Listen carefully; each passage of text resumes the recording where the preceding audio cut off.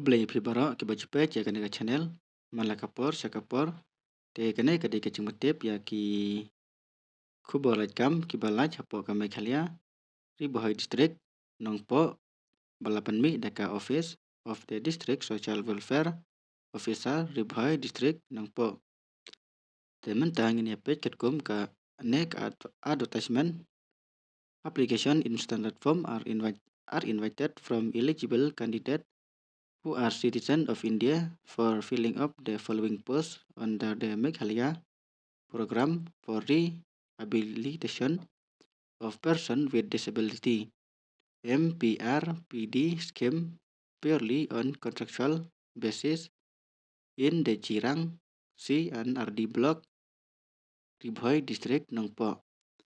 Kelakot application ya ki eligible candidate ki bakwa ban apply ya ki post na kamta ki disability person Padia ka application ki haban ai haka standard form day online bajak ni ki post kandai haka contractual basis ka kerteng jong ki post community based rehabilitation woka CBRW kasnem dan kam ka post balat iway nang takajing sew kadai sipo hajar sispa kersau tingkah kasi benai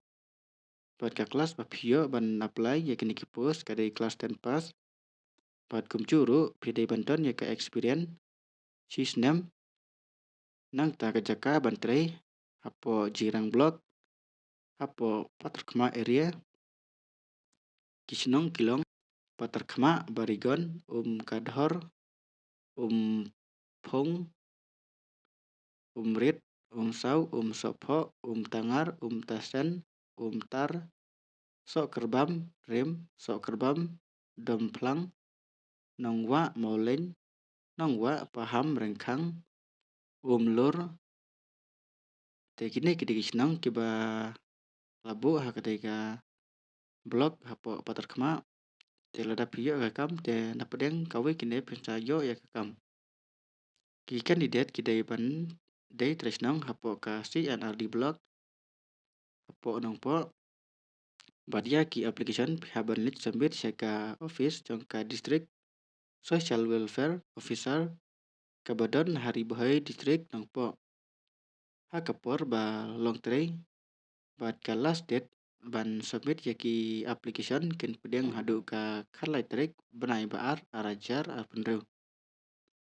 te hakapor ba village ban submit pidai ban ra yaki code kisla kidur